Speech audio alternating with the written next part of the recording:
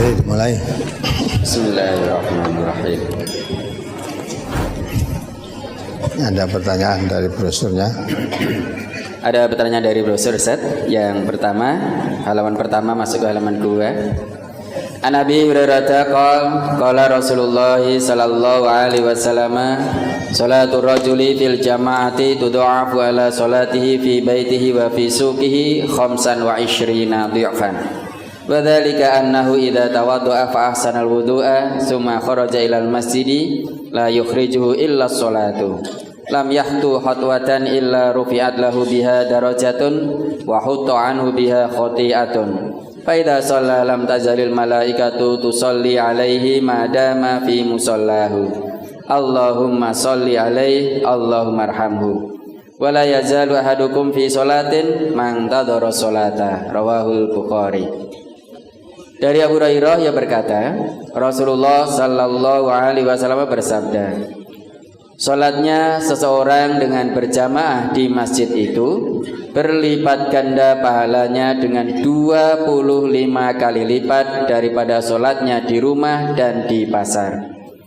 Yang demikian itu karena apabila ia berwudu dan memperbagus wudunya, kemudian berangkat ke masjid yang mana tidak ada yang menggerakkannya untuk berangkat ke masjid itu kecuali untuk sholat, maka tidaklah ia melangkahkan kakinya satu langkah kecuali dengannya diangkat 1 derajat untuknya dan dihapuslah dengannya 1 kesalahannya. Dan apabila ia telah sholat, para malaikat terus-menerus mendoakannya selama ia masih berada di tempat sholatnya dan selama belum batal wudunya. Malaikat mengucapkan Allahumma sholli alaihi Allahumma arhamhu. Ya Allah, berilah berkah kepadanya. Ya Allah, berilah rahmat kepadanya. Dan senantiasa ia dianggap sholat selama ia menunggu untuk sholat. Hadis riwayat Bukhari. Pertanyaan pertama berkaitan dengan hadis tersebut. Yang mendapat 25 derajat, apakah hanya yang berjamaah di masjid saja? Apakah berjamaah di majlis, di sawah, dan tempat selain masjid tidak mendapatkan 25 derajat, Ustaz? Ya, dijelaskan oleh Rasulullah tadi di masjid, tidak di rumah dan tidak di pasar. Karena umumnya orang-orang pada saat itu berdagang di pasar. Ya, dengar adzan sholat itu pun tidak keluar dari pasar. Terus sholat di pasar itu. Nanti kalau model begitu kan masjidnya kosong nanti. Kerjanya ada di pasar. Kemudian kalau yang tidak ke pasar ya di rumah. Ya, enggak dipanggil adzan sholat kan tidak ada orang datang ke masjid. Maka di situ Rasulullah mendenggalakan untuk sholat jamaah di masjid. Kalau kamu sholat jamaah di pasar atau di rumah, ya pahalanya lebih banyak di masjid. Dan kalau diterangkan di hadis lain kan, jamaah itu makin banyak makmumnya, makin besar pahalanya. Paling kalau di rumah jamaah anggotanya berapa di rumah? Dan di pasar juga. Kalau di pasar itu baru sholat tidak konsentrasi. Ya, di tengah sholat ada orang datang mau beli dagangannya, wes bingung toh. Nah, maka kita tinggalkan. Waktunya adzan sholat zuhur ya ke masjid. Nah, gitulah. Yang diterangkan Rasulullah.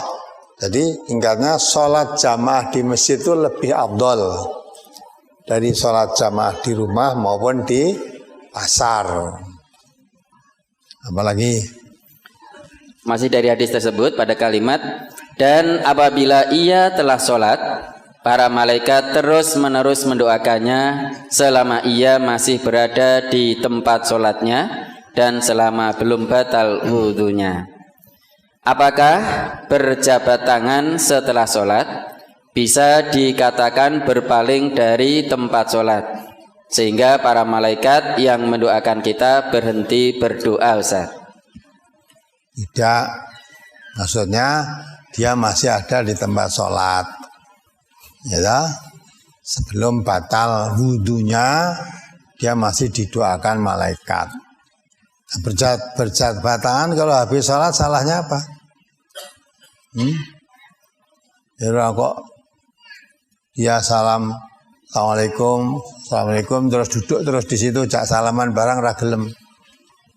Padahal di hadis lain menerangkan berjabat tangan itu menghilangkan apa? Gil, ganjilan tidak baik dalam hatinya. Kalau sudah berjabat tangan, ya, udah hilang, gugur. Tapi jabat tangan itu memang dianjurkan juga oleh Rasulullah, jabat tangan. Apalagi? Berikutnya halaman 6 masuk ke halaman 7.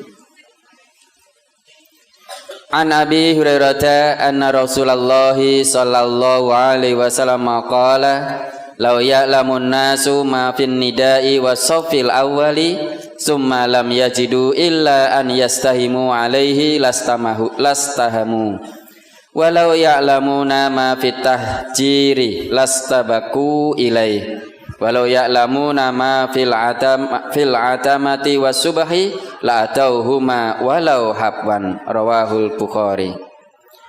Dari Abu Hurairah bahwasanya Rasulullah sallallahu alaihi wasallam bersabda, seandainya manusia mengetahui kebaikan apa yang ada pada seruan adzan dan pada shaf pertama, lalu mereka tidak bisa mendapatkannya melainkan dengan berundi, tentu mereka pun akan berundi. Dan seandainya mereka mengetahui kebaikan yang ada pada datang awal pada sholat duhur, tentu mereka akan berlomba-lomba untuk mendapatkannya. Dan seandainya mereka mengetahui kebaikan yang ada pada sholat isya dan sholat subuh, tentu mereka akan mendatanginya walaupun dengan merangkak. Terdapat keterangan seandainya mereka mengetahui kelebihan yang ada pada datang awal pada sholat zuhur dan seterusnya. Pertanyaannya, kebaikan apa saja yang terdapat pada datang awal pada sholat zuhur dibanding dengan sholat-sholat yang lainnya, Ustaz? Tidak dijelaskan sih itu. Yang penting malah sholat Jumat itu ya, kalau datang awal di shaf pertama nilainya seperti sedekah seekor unta, bukan sholat duhur ini. Ya, jadi itu bisa ambil kesimpulan bahwa orang yang datang shaf pertama pada sholat jamaah apa aja itu nilainya lebih baik daripada setelah yang pertama tadi. Mengapa itu sholat duhur? Ya, nah, mungkin juga sholat duhur orang walaupun dengar adzan, apalagi sedang di pasar tadi. Jelas sedang di pasar itu rame-ramenya orang mau beli dagangannya. Ya, di pasar-pasar yang dekat masjid itu kan gitu. Nah, tadi walaupun sudah diadzani karena dekat dengan masjid, tidak segera datang, nunggu es komat. Nanti es komat terus kaki-kaki ketandapan, bagaimanapun juga dia tidak mungkin dia akan dapat shaf di depan. Maka nilainya lebih besar apabila dia datang awal. Ya, sholat duhur tadi. Dan sebetulnya tidak hanya sholat duhur saja, sholat apapun begitu dengar adzan terus dia berangkat sholat bisa mengambilkan tempat shaf di depan lebih baik. Sholat apa saja. Mengapa kalau sholat duhur? Ya, mungkin di waktu sholat duhur itu sebetulnya ya dengar adzan, tapi karena mungkin kesibukannya itulah tidak cepat-cepat berangkat. Sholat Jumat begitu kok. Sholat Jumat nek cedak masjid ini malah teko nek kira-kira imamnya wis khutbah. Nanggu ya. Nah, mau padahal di situ tadi diterangkan kalau dia datang di masjid menunggu sholat jamaah, ya, selama dia menunggu sholat jamaah itu sudah dihitung nilai sholat, ya. Jadi tokoh saf awal, wong baru saf awal, ya pertama kali itu menunggu jamaah biar sama-sama datang. Selama dia menunggu untuk menunggu waktu sholat jamaah tadi, menunggu makmum yang tadi, dia selama menunggu untuk sholat jamaah tadi sudah dihitung. Selama menunggu itu dihitung nilainya seperti sholat. Nah umumnya, apalagi kalau mahnya cedak masjid tadi nggak mau nunggu di situ, nunggu nih komatnya kali Melayu, wong mahnya cedak masjid. Ya tidak. Pokoknya apa yang dicontohkan Rasulullah itu jelas itu yang lebih baik daripada yang lain-lain.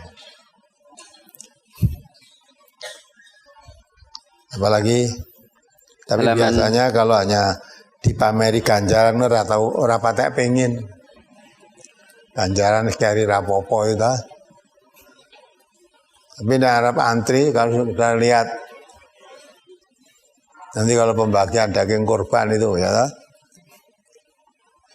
Nanti di Masjid Istiqlal mau di masjid mana tuh ya kadang-kala urung mulai ngedum lagi beleh nih sudah nunggu nih belum mulai bagi itu ya apalagi ditilokno loh kok sapi ini kok mong semono mesti teko sik dhewe jangan sampai nanti kebacotan nanti tidak dapat bagian sampai direwangi desak-desakan ya kita karena mau dapat daging tadi.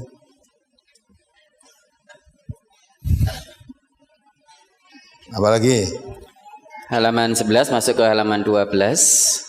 An Abi Hurairah radhiyallahu anhu anin Nabi sallallahu alaihi wasallam qala sab'atun yudhilluhumullahu ta'ala fi dhillihi yauma la dhilla illa dhilluh imamun adlun wa syabun nasha'a fi ibadatillahi wa rajulun qalbuhu mu'allaqun fil masajidi wa rajulani tahabba fillahi ijtama'a alaihi wa tafarraqa alaihi wa rajulun da'atuhum ra'atun dhatu mansibin wa jamalin faqala inni akhafullaha wa rajulun tasaddaqa bi sadaqatin fa akhfaha hatta la ta'lama shimaluhu ma tunfiqu yaminuhu wa rajulun dzakarallaha khaliyan fa fadat ainahu rawahul Bukhari. Dari Abu Hurairah radhiyallahu an dari Nabi sallallahu alaihi wasallam beliau bersabda, ada 7 golongan yang Allah Ta'ala akan menaungi mereka di dalam naungannya pada hari yang tidak ada naungan kecuali naungannya, yaitu 1. Imam atau pemimpin yang adil. 2. Pemuda yang giat dalam beribadah kepada Allah. 3. Orang laki-laki yang hatinya bergantung pada masjid-masjid. 4. 2 orang yang saling mengasihi karena Allah, keduanya berkumpul karena Allah dan berpisah karena Allah. 5. Orang laki-laki yang diajak berzina oleh wanita bangsawan, kaya lagi cantik molek, tetapi dia tidak mau dan mengatakan, aku takut kepada Allah. 6. Orang yang bersedekah dengan suatu sedekah dan ia merahasiakannya sehingga tangan kirinya tidak tahu apa yang diberikan oleh tangan kanannya. Dan 7. Orang yang mengingat Allah di waktu sunyi sehingga mengalirlah air mata dari kedua matanya. Hadis riwayat Bukhari. Pertanyaan yang pertama, apakah pemimpin-pemimpin kita saat ini sudah sesuai dengan kriteria hadis ini? Kemudian yang kedua, 2 orang yang berkumpul karena Allah, berpisah karena Allah, apakah yang dimaksud adalah suami istri atau yang lainnya, Ustaz? Rasa dadak menilai pemimpin-pemimpin kita. Kue besok kalau kamu jadi pemimpin, jadilah pemimpin yang adil. Adil itu gimana toh? Wad'u syai'in fi mahalihi, menempatkan sesuatu pada tempat yang semestinya. Kalau kamu diangkat jadi pemimpin, jadi lurah, baru saja kan udah pilihan lurah toh? Nah, kamu jadi pemimpin di kelurahan itu dipilih jadi lurah. Jadi lurah yang adil.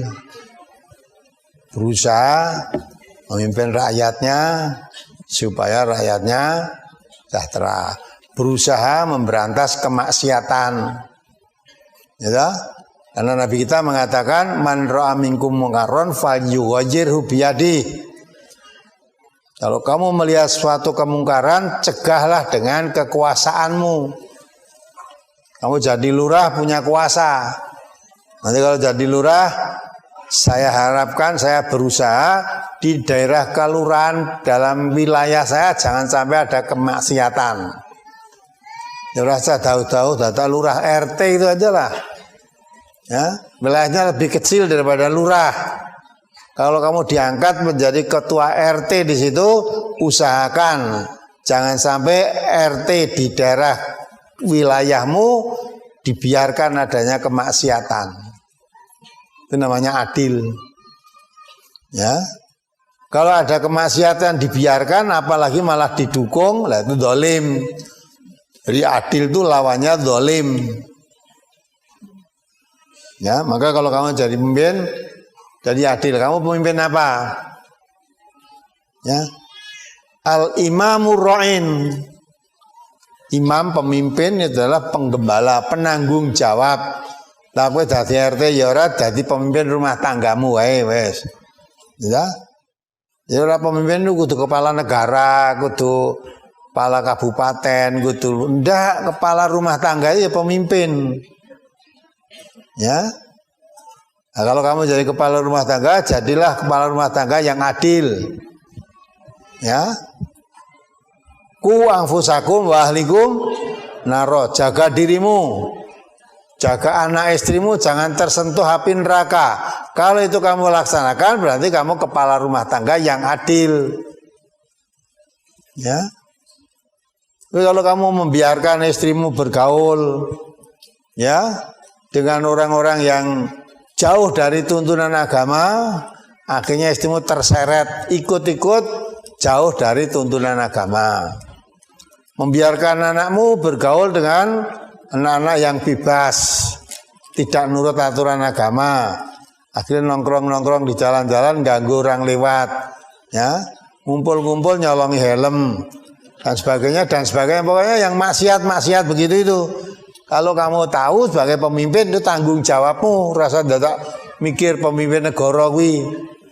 Ya. Ingin pada porsinya sendiri-sendiri. Jangan dikira pemimpin itu hanya presiden, gubernur, bupati, wali kota. Bukan, kamu itu ya pemimpin. Maka akhirnya hadis itu mengatakan kullukum ra'in. Kamu semua itu hakikatnya penanggung jawab. Pemimpin. Wa mas'ulun an ra'yatihi. Nanti akan ditanya pertanggungan jawab kamu sebagai pemimpin tadi, penggembala tadi. Ya. Maka kalau ada hadis, ada ayat yang itu terutama itu pada dirinya. Saya sudah menjadi pemimpin yang adil apa belum? Itu rasa mau liyane. Apalagi kamu mau membaca negara keduaan. Kamu pimpin RT aja tidak, rumah tanggung aja yang pendali orang genah, ya.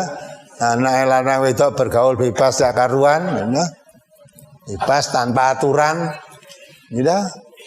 Lah kok kamu harus mikir negara, ya? Kalau kau jadi presiden, jadilah presiden rumah tanggamu dulu. Istrimu jadi menteri, anakmu jadi rakyat, ya diatur dalam rumah tangga itu sesuai aturan Islam. Kamu sebagai pemimpin yang adil bisa enggak? Kalau itu aja masih belum bisa, rasa datang ngelamun. Ya. Rasanya aku sok dadi presiden, hancur nek kowe dadi presiden. Wong rumah tangga kacau balur terurus itu kok dadi presiden, ya dah. Nah, maka setiap kita membaca ayat, baca hadis itu diterapkan pada dirinya. Ayat Al-Quran, hadis Nabi ini untuk membersihkan diri saya. Sudah sesuai belum? Diri saya itu sebagai pemimpin yang adil. Sudah sesuai atau belum? Nah gitu. Tidak usah ngalamun tekan ngendi-ngendi. Hayal nanti. Dan pemimpin rumah tangga kan laki-laki, ya. Tapi istri juga pemimpin. Wong kullukum ra'in. Ya. Istri juga punya tanggung jawab. Didik anak-anaknya. Bagaimana anakmu? Kamu pimpin, kamu didik pada arah agama yang betul apa tidak? Ya itu. Maka semua tanggung jawab. Dalam mendidik anak ini, dalam rumah tangga itu berusaha menjadikan rumah tangga yang sakinah mawaddah warahmah itu harus dipimpin dengan tuntunan agama. Jadi saat ibu juga hanya tidak kok anggere anake makan sekolah sebagai sarapane, sebagai sangune, wis anggere wetenge wareg sangune cukup wis apik, oh ndak begitu. Ya, nek sangu warege wetenge nek uang ekonomi cukup tidak sulit itu. Ya. Lah yang sulit itu mendidik akhlak. Ya, akhlakul karimah. Dan Rasulullah Muhammad SAW diutus oleh Allah ke bumi itu memperbaiki akhlak. Pengakuan beliau sendiri, innama bu'itsu liutammima makarimal akhlak. Sesungguhnya aku diutus oleh Allah untuk apa? Ya, untuk memperbaiki akhlak manusia ini.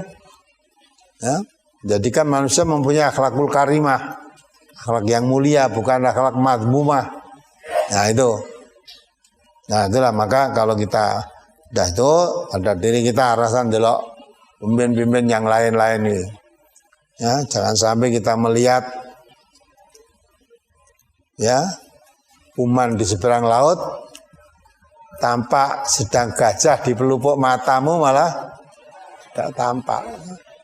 Ya, yang kecil-kecil kesalahan orang lain kamu bisa melihat, tapi kesalahan matamu di ada gajah sak gede gajah di muka matamu nggak lihat malah.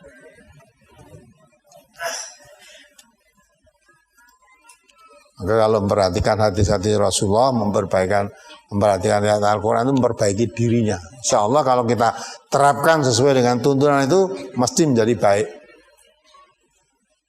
Ya. Apalagi yang ditanyakan tadi? Tadi yang nomor 4, dua orang yang saling mengasihi karena Allah, keduanya berkumpul karena Allah dan berpisah karena Allah.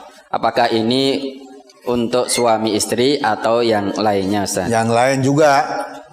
Suami istri juga. Suami berkumpul dalam arti menjadi suami istri karena Allah. Artinya suami istri itu sejalan, sama-sama berusaha mendekatkan diri kepada Allah, ingin menjadi suami istri yang diridhoi Allah. Membentuk sakinah, mawaddah, warahmah, ketentraman, rasa cinta mencintai, rasa sayang menyayangi karena Allah. Ya. Kalau sudah tidak bisa, wong Jawa ngandake sing ngalor ngidul, suaminya ngajak ngalor, istrinya ngajak ngidul. Wis ora ketemu itu. Enggak bisa ketemu. Maka Allah juga mengatakan la tajidu qauman yu'minuna billahi wal yaumil akhir. Ya, coba dibaca ayatnya itu. Kamu tidak akan menjumpai, ya, tidak akan menjumpai orang yang beriman kepada Allah dan akhir saling berkasih sayang dengan orang-orang yang memusuhi Allah dan Rasulnya. Walau karena abahum, sekalipun itu bapak-bapakmu, sekalipun anak-anakmu, sekalipun keluargamu. Nah itu, tidak akan kamu jumpai. Ya, orang yang beriman kepada Allah kok kasih sayang pada orang yang kafir, memusuhi Allah dan Rasulnya, tidak akan kamu jumpai. Sekalipun itu bapakmu, sekalipun anakmu, sekalipun keluargamu, tidak akan kamu jumpai. Artinya orang yang beriman itu tidak mungkin akan menjalin kasih sayang dengan orang-orang kafir. Saya kira entuk lho muni kafir ngono saiki. Ya, aja ngarani wong liyane wong Islami kafir aja. Kandha aja non muslim gitu aja. Dan non muslim apa jenenge? Kafir. Sing ngarani kafir itu dudu kita, bukan manusia, malah Allah langsung manggilnya Allah itu ya ayyuhal kafirun. Kul, katakan Muhammad. Untuk mengatakan apa? Nabi disuruh oleh Allah mengatakan ya ayyuhalladzina kafaru. Hei orang-orang kafir gitu loh. La abudu ma ta'budun. Orang kafir jangan kamu menyembah apa yang aku sembah. Dan aku pun tidak akan menyembah yang kamu sembah. Apa terus hari saling mengganggu? Tidak. Lakum dinukum waliyadin. Orang kafir, kamu laksanakan menurut keyakinan agamamu. Saya akan melaksanakan. Antara kamu dan aku masalah agama tidak usah saling ganggu-mengganggu. Saya kira untuk nyebut orang kafir, padha karo kan ngowahi Quran kabeh kuwi. Quran kuwi muni ya malah nyebut orang kafir kok ya. Nanti baca ini ya. Surat Al-Mujadilah surat ke-58 ayat 22. A'udzu billahi minasyaitonir rajim. La tajidu qauman yu'minuna billahi wal yawmil akhir yuwadduna man haddallaha wa rasulahu walau kanu aba'ahum aw abna'ahum aw ikhwanahum aw ashiratahum ulaika kataba fi qulubihimul imana wa ayyadahum bi ruhim min wa yudkhiluhum jannatin tajri min tahtihal anharu khalidina fiha radhiyallahu anhum wa radu an ulaika hizbullah ala inna hizballahi humul muflihun. Nah, surat Mujadalah ayat 22.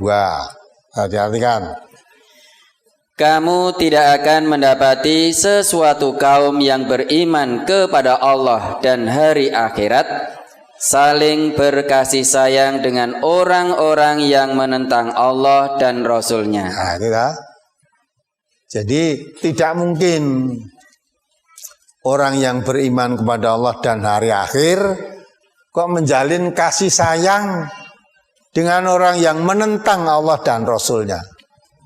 Sekalipun mereka itu siapa? Terus? Sekalipun orang-orang itu bapak-bapakmu. Bapak-bapakmu. Maka Nabi Ibrahim berpisah dengan ayahnya. Ayahnya penyembah berhala, ya, produsen dan penyembah berhala. Anaknya Nabi menyeru agama tauhid. Ya. Ayahnya dan kaumnya musyrik, mengajak menyembah berhala. Pisah. Tidak ada rasa kasih sayang di situ. Pisah. Maka sekalipun di bapak-bapakmu. Terus? Atau anak-anak. Nah, anak-anak. Bapak, ibu dengan anak tentu kasih sayang. Tapi kalau menjadi penentang Allah dan Rasulnya, udah pisah. Ya. Pisah. Tak mungkin saya mencintai kamu dan kamu pun tidak akan mencintai aku. Karena berbeda dalam hal ini. Ya. Dan dijak sholat, dijak ngaji, dijak malah menentang. Pak, sholat jengkang singing itu apa? Gue salat seperna sepene ya ora sugih no Pak. Kanca-kanca boleh dora salat malah do sugih. Nah, anak ini anak durhaka. Walaupun anak mesti terputus rasa kasih sayangnya. Kalau masih kasih sayang dengan anak semacam itu, bapak ini berarti juga orang tidak beriman. Kalau beriman, nggak bisa kasih sayang itu. Maka bertemu karena Allah, ya karena kasih sayangnya dilandasi dengan iman tadi dengan Allah. Berpisah terpaksa saya harus berpisah dengan kamu. Karena Allah tidak menghalalkan saya menyayangi kamu. Nah itu. Terus? Atau saudara-saudara. Ya. Terus? Ataupun keluarga mereka. Mereka itulah orang-orang yang Allah telah menanamkan keimanan dalam hati mereka dan menguatkan mereka dengan pertolongan yang datang daripadanya. Ulaika kataba fi qulubihimul iman. Mengapa? Dengan anak, dengan bapak, dengan istri, dengan suami, ya, dengan keluarga bisa putus, tidak bisa menyambung. Karena apa? Ulaika kataba fi qulubihimul iman. Allah telah mengukir, menanamkan hatinya dan diukir dengan rasa keimanan oleh Allah. Nah, iman kepada Allah, lalu ada orang memusuhi Allah, ya tentang jadi musuhnya lah. Kalipun kamu anakku, sebagian istriku, kalau kamu memusuhi Allah, memusuhi Rasulullah, dah putus. Tidak bisa saya menaruh kasih sayang dengan kamu. Karena tertanam iman dalam hatinya. Wa ayyadahum bi ruhim minhu. Dan dikuatkan oleh Allah dengan ruh yang datang daripada Allah. Dikuatkan rasa iman tadi, rasa cintanya kepada Allah melebihi cintanya segala itu tadi. Terus dan dimasukkannya mereka ke dalam surga yang mengalir di bawahnya sungai-sungai. Nah, mereka kekal di dalamnya. Nah, itu orang yang beriman tadi, tempatnya di surga. Kekal di dalam surga, yang mengalir di dalamnya sungai-sungai. Terus Allah ridha terhadap mereka dan mereka pun merasa puas terhadap limpahan rahmatnya. Mereka itulah golongan Allah. Ketahuilah bahwa sesungguhnya golongan Allah itulah golongan yang beruntung. Nah, ini golongan Allah yang beruntung, tempatnya di surga. Tidak mungkin akan berkompromi bersatu dengan orang yang memusuhi Allah. Tempatnya sudah berbeda. Maka ditegaskan dalam surat Taubat ayat 24. Ya dibaca. Hampir mirip dengan itu. Tapi lebih tegas, lebih rinci lagi ini. Boleh mencintai anak, boleh mencintai istri, boleh mencintai suami, boleh. Ya. Tapi kalau anak, suami, istri memusuhi Allah dan Rasul, kecintaan kita kepada semua tadi tidak boleh lebih mencintai daripada mencintai Allah, Rasul dan jihad di jalan Allah. Itu orang beriman. Ya dibaca. Surat At-Taubah surat ke-9 ayat 24. Qul in kana aba'ukum wa abna'ukum wa ikhwanukum wa azwajukum wa ashiratukum wa amwalun iqtaraftumuha wa tijaratun tahsawna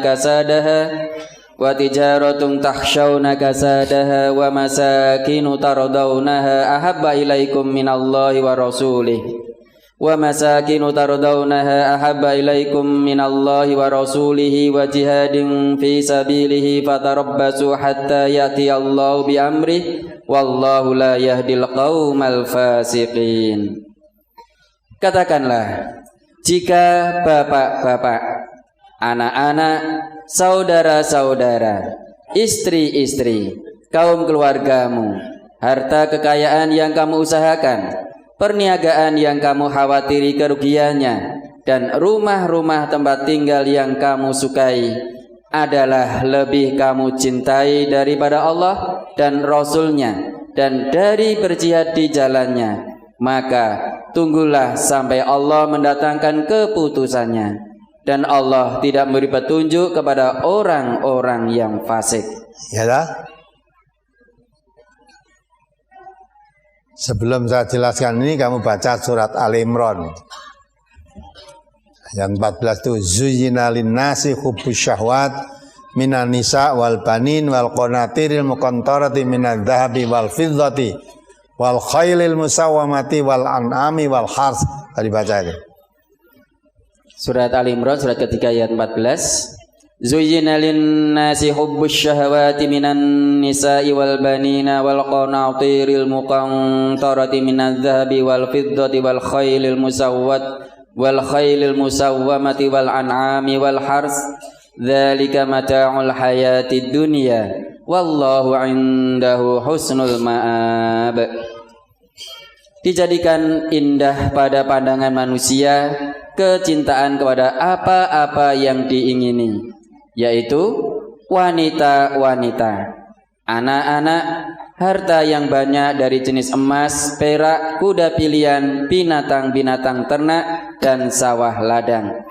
Itulah kesenangan hidup di dunia, dan di sisi Allah lah tempat kembali yang baik, yakni surga. Inilah fitrah manusia, mencintai istri, mencintai anak, mempunyai harta yang banyak dari jenis emas dan perak, mencintai sawah ladang, mencintai kendaraan-kendaraan yang baik, ya, mempunyai binatang ternak, mencintai binatang ternak, ingon-ingon itu loh.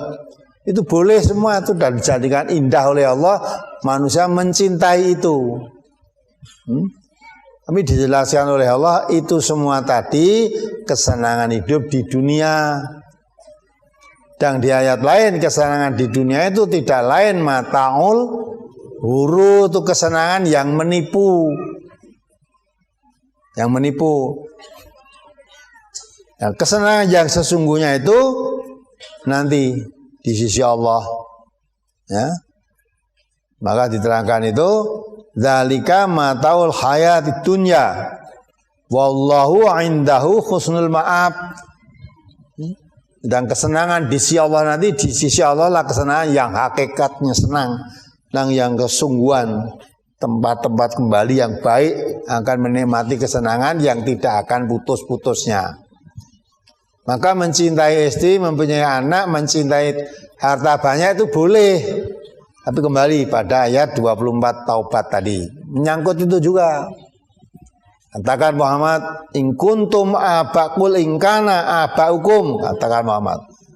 Kalau kamu mencintai ayahmu, wa abnaukum, anak-anakmu, wa ikhwanukum, saudara-saudaramu, wa azwajukum, istri-istrimu, ya, wa ashiratukum, kaum keluargamu, wa amwalun iktaraftumuha, ya, mencintai harta kekayaan yang kamu usahakan, wa tijaratun tahsauna kasadaha, harta dagangan yang kamu khawatir kerugiannya. Maka kalau dagangan diisi-isi, diopeni, jangan sampai rusak, dicintai bab, jangan sampai rugi, maka dirawat yang apik. Kalau punya sepeda motor misalnya ya, dagangan nih, rokok dinggo-brokan, terus ya besar banyak wong tunggu barang ora dikumbah. Ya, diopeni sing apik. Bapak sithik disemir, dipoles sebian apik. Artinya mencintai dagangan, diupeni dengan sungguh-sungguh, jangan sampai rugi nanti. Wa masakinu tardaunaha, tempat-tempat tinggal yang kamu cintai. Itu semua boleh dicintai. Masuk istri tadi, suami boleh ya. Kalau ahabba ilaikum minallah wa rasulihi, kalau itu semua lebih kamu cintai daripada cintamu kepada Allah, lebih kamu cintai daripada cintamu kepada Rasulullah, wa jihadin fi sabilihi, ya, kamu lebih cinta itu semua daripada cinta kepada jihad di jalan Allah. Allah katakan, ya, fatarabbasu hatta ya'ti Allah bi amri, tunggu sampai Allah mendatangkan urusannya. Allah mendatangkan urusannya. Ya, wallahu la yahdil qaumal fasiqin. Ya, kalau kamu sudah mencintai itu semua, lebih cintamu dari Allah, lebih mencintai daripada Rasulullah, lebih mencintai daripada jihad fisabilillah, kamu jadi orang fasik. Allah tidak menunjuki kepada orang fasik. Ya. Nah, maka itu pertanyaanmu tadi hadis, orang iman itu berpisah karena Allah, bertemu karena Allah. Saya dengan istri saya sangat mencintai, saya dengan suami saya sangat mencintai, tapi karena sudah di persimpangan jalan, istri saya diajak ke jalan yang lurus tidak mau, sedang saya berkewajiban ku anfusakum wa ahlikum naro, jaga dirimu, keluargamu termasuk anak istri, jaga, jangan tersentuh api neraka. Ya, saya ajak menempuh jalan surga tidak mau, ya lebih suka jalan neraka yang ditempuh. Ya toh? Nah kalau sudah begitu berpisah. Berpisahnya karena apa? Karena Allah. Karena Allah tidak menghalalkan saya tetap bersatu dengan dia. Dan termasuk teman-teman bukan itu. Bisa, tidak hanya istri suami aja. berteman dengan baik, kasih sayang, saling tolong menolong di dalam hal yang dibenarkan Allah. Ta'awanu 'alal birri wat taqwa. Tolong menolong dalam hal kebaikan dan mengarah kepada ketakwaan. Wala ta'awanu, tapi jangan tolong menolong 'alal ismi wal 'udwan. Dan tolong menolong dalam perbuatan dosa dan permusuhan. Ya, enggak boleh itu. Ya, punya teman sukanya juga berbuat dosa, malah senang permusuhan aja. Sedang Islam mengajarkan kedamaian, tidak boleh permusuhan.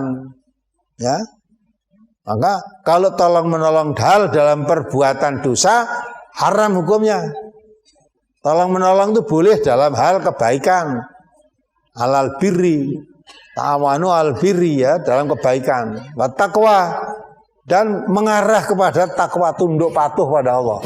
Boleh tolong menolong.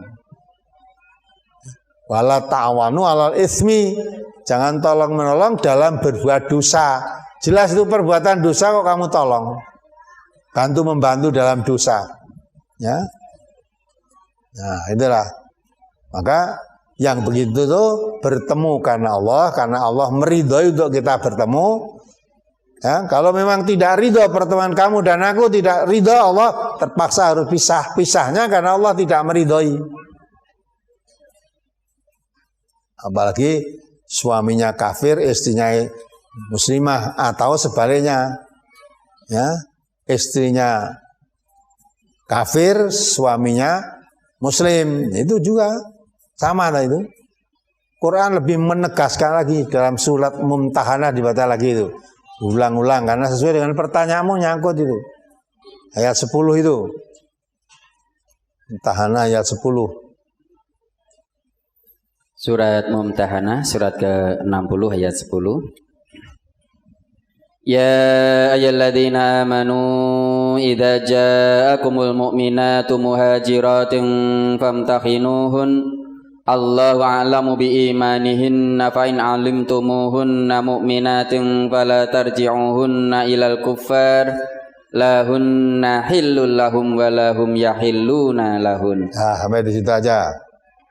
Hai orang-orang yang beriman, apabila datang berhijrah kepadamu perempuan-perempuan yang beriman, maka hendaklah kamu uji keimanan mereka.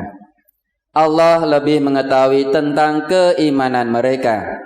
Maka jika kamu telah mengetahui bahwa mereka benar-benar beriman, maka janganlah kamu kembalikan mereka kepada suami-suami mereka orang-orang kafir.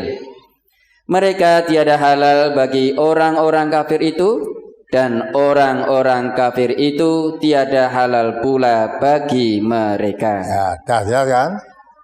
Orang-orang yang beriman, bila datang wanita-wanita beriman ikut hijrah kamu, diuji, jangan mudah-mudah percaya. Kalau Allah tidak usah menguji, sudah tahu Allah iman seseorang, iman kita itu tahu. Dan ada riwayat pada zaman Nabi hijrah waktu itu ada wanita ikut hijrah. Sedang wanita tadi sudah bersuami. Lah kok ikut hijrah sendiri, suaminya ditinggal. Ya.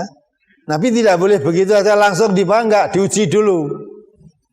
Dia itu sah suami, lah kok hijrah sendiri suaminya ditinggal.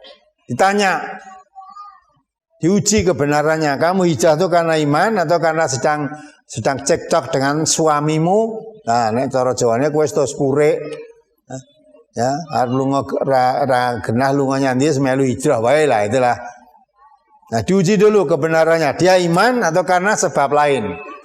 Kalau kamu sudah ngerti hijrahnya karena iman, ternyata istrinya itu menjadi orang yang iman, maka ketika Nabi hijrah dan bersama rombongan kaum orang-orang mukmin ikut hijrah, suaminya diajak hijrah nggak mau, wong kafir kok.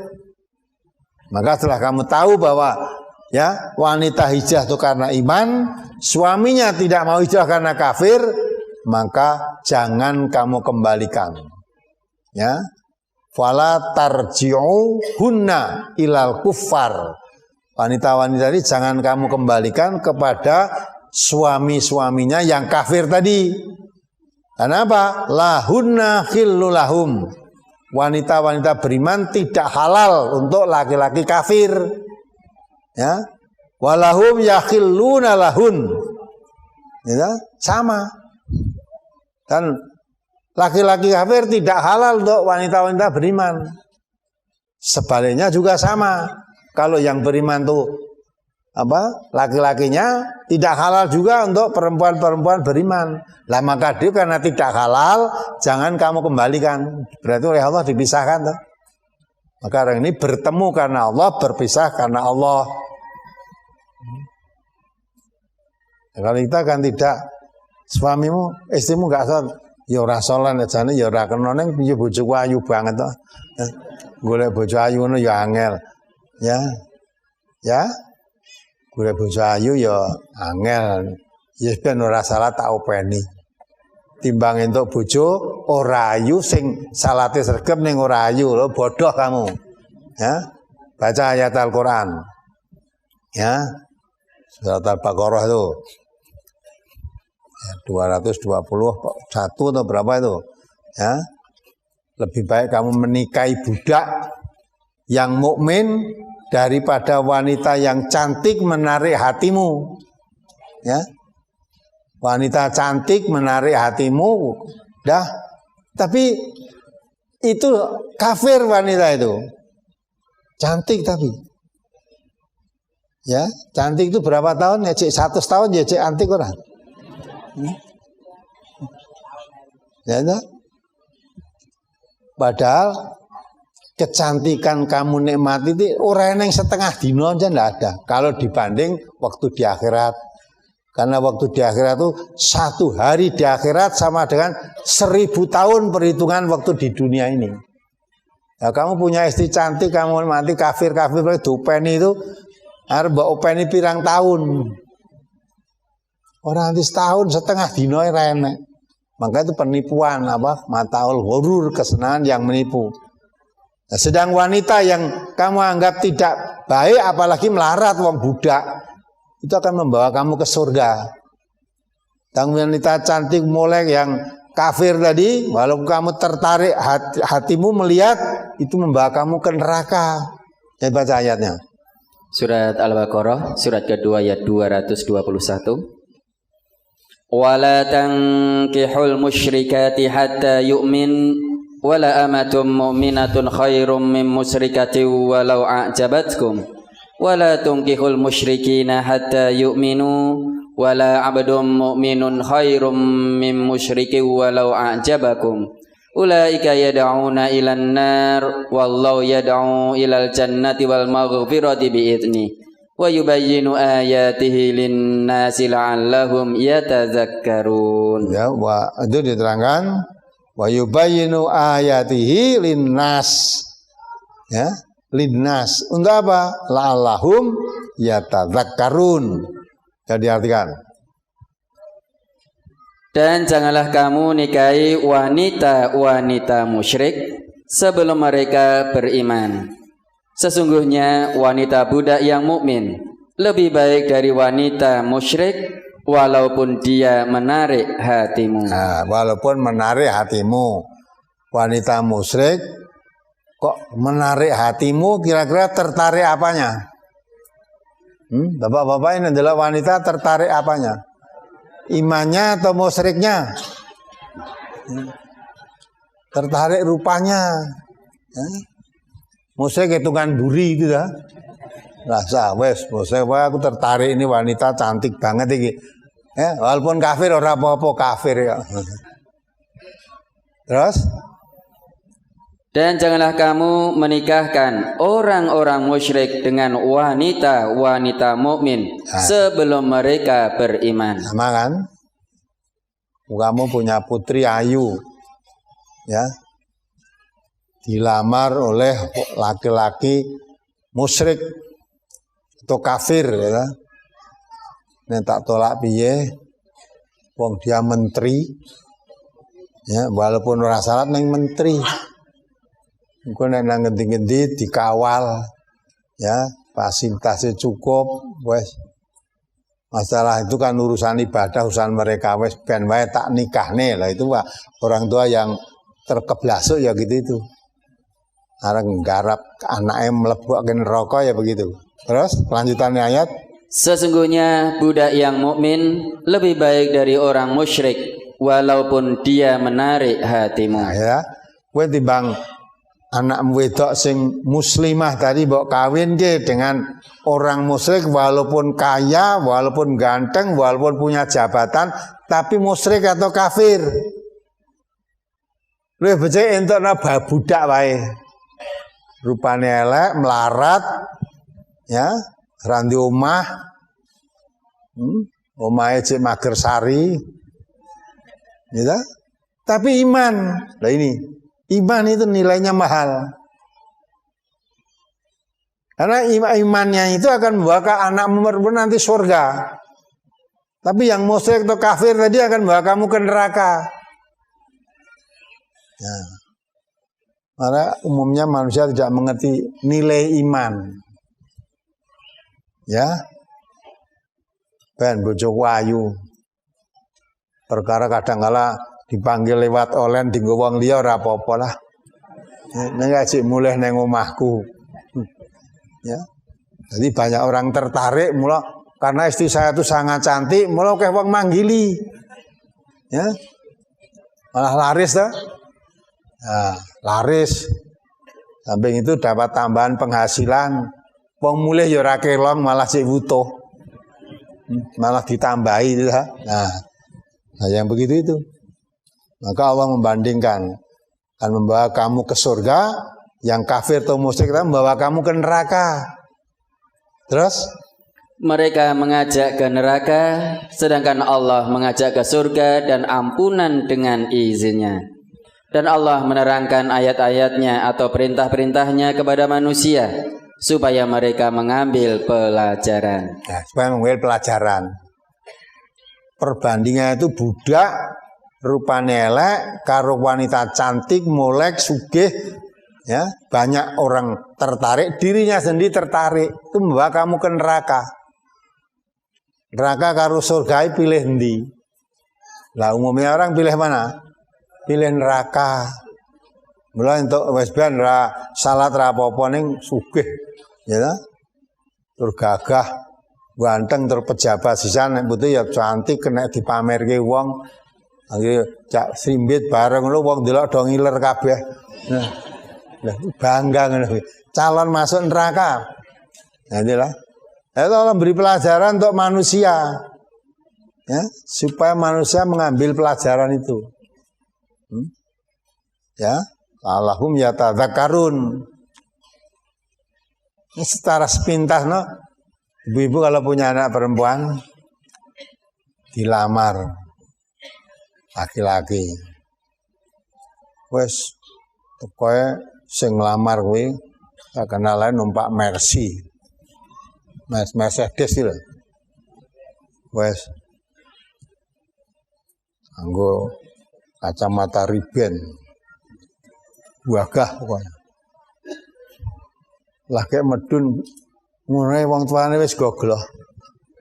Dilalah nembung anak urung dipikir dawa, nggih ngono ae langsung.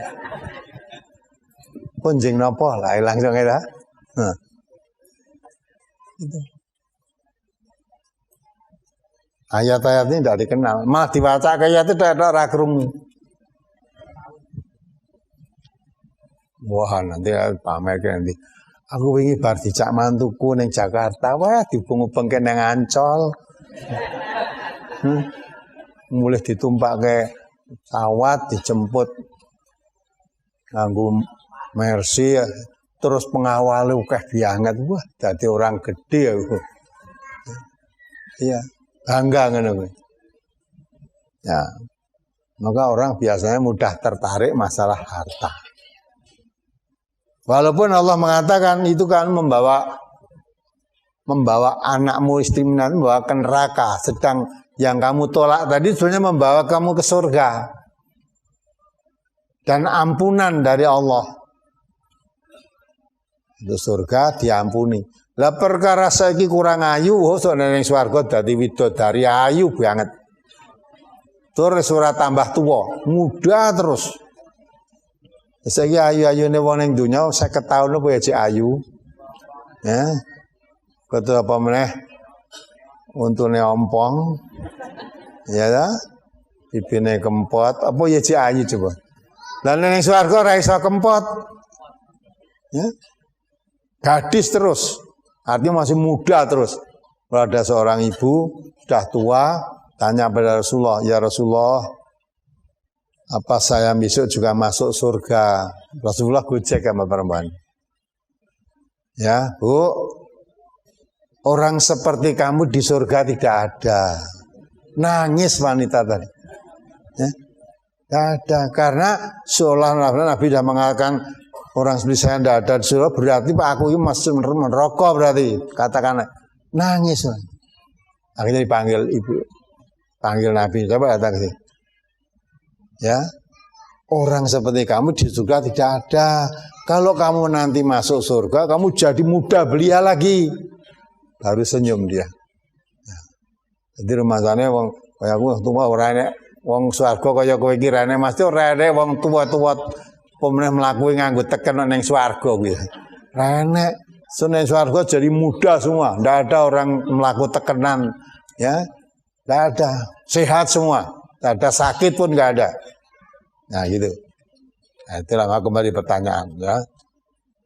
Berpisah karena Allah, bertemu karena Allah. Artinya kita kalau bertemu menjadi suami istri berusaha yang diridhai oleh Allah. Berteman juga diridhai oleh Allah. Kalau memang Allah tidak ridha apalagi membencinya, lebih baik pisah. Maka berpisah pun karena Allah. Nah, Allah meridhai saya untuk berpisah. Nah, gitu. Ya, apalagi? Kembali ke halaman 4, Ustaz. An Nabi Hurairah qala Rasulullah sallallahu alaihi wasallam man tatahhara fi baitihi thumma masya ila baitin min buyutillahi liyaqdiya faridatan min faraidillahi kanat khatfatahu ihdahuma tahuttu khati'atan wal ukhra tarfa'u darajatan. Rawahu Muslim. Dari Abu Hurairah ia berkata, Rasulullah sallallahu alaihi wasallam bersabda, "Barang siapa bersuci, berwudu di rumahnya, kemudian ia berjalan ke suatu masjid di antara masjid-masjid Allah untuk melaksanakan kewajiban di antara kewajiban-kewajibannya kepada Allah, maka setiap dua langkahnya adalah yang satu menghapus kesalahan dan yang lain mengangkat derajat." Hadis riwayat Muslim. Pertanyaan, apakah orang yang naik sepeda motor atau mobil berangkat ke masjid juga mendapatkan kebaikan sama dengan orang yang berjalan, Ustaz? Tidak ngerti saya. Mengapa Rasulullah tidak menjelaskan? Yang dijelaskan wong melaku. Nabi saya dhisik orang nepit motor, orang jelaskan kuwi. Ya. Nah, kalau orang yang cerdas punya pikirannya enggak gitu. Ya, maksudnya pikirannya itu orang yang berjalan menuju ke masjid, berjalannya orang kok kudu mlaku. Ya. Karena berjalan berarti mlaku, orang naik haji ki ora eneng numpak pesawat. Jalan dengan unta yang jauh karena unta yang kurus karena menempuh perjalanan yang jauh. Jadi tekanannya di situ bukan hitungan langkahnya, tapi dinilai oleh Allah besar nilainya, pahalanya karena kepergiannya ke masjid itu. Dan nek kowe ngakali ini, hitung langkah nek mlaku nang masjid aja langkahe dawa-dawa, sithik-sithik wae. Ben tambah akeh. Ganjarane kan gitu ya. Biasanya melangkah kaya tentara baris nyang. Ora engko mlakune timi-timi wae. Ben diitung akeh apa gitu. Hitungannya bukan langkah kakinya. Niat kamu ke masjidnya itu loh yang dinilai oleh Allah. Besar nilainya. Mengapa? Berjalan setiap langkah ada nilainya.